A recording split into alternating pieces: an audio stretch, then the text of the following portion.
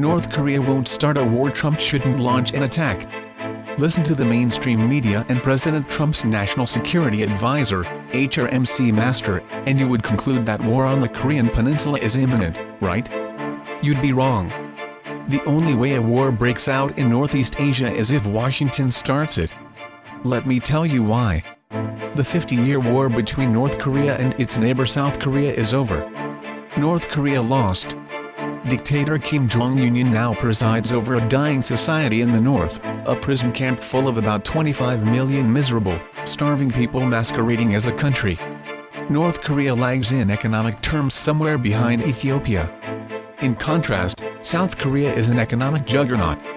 A nation of roughly 51 million with an economy larger than that of Russia, which has a population of about 144 million. In terms of per capita gross domestic product, South Korea ranks 31st in the world, while Russia ranks 68th and North Korea ranks nowhere.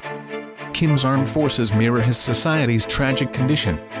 They are an aging tribute to the Soviet forces of the 1970s. Any attempt to employ them against South Korea's modern armed forces would end in devastating defeat for North Korea. Kim also knows that missile attacks launched from the soil against the South Korea, Japan or the United States would result in the immediate and total destruction of his Stalinist regime.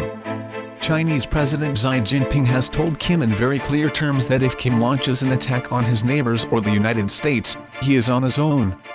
The Chinese armed forces will stand by and watch as Kim's regime is systematically annihilated. To reiterate, the only way war breaks out in Northeast Asia is if the United States starts it. And this insight explains Kim's strategy. His best chance of survival is to goad President Trump into attacking him.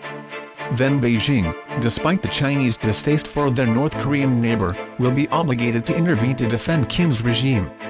With this point in mind, Kim has turned to Moscow, not Beijing, for help.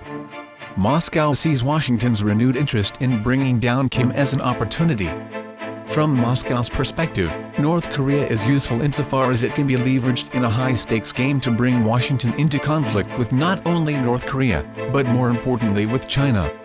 While China will not support North Korea in a war unleashed by the Kim regime, Beijing has said the Chinese armed forces will assist Kim if Washington attacks North Korea.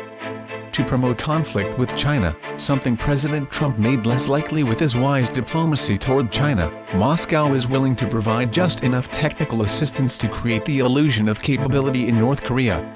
The North's recent missile launch is a case in point. The liquid-fueled rocket that North Korea launched into space recently lacked precision guidance, as well as a viable warhead. And, like its predecessors, the rocket broke up on re-entry and crashed in pieces into the sea.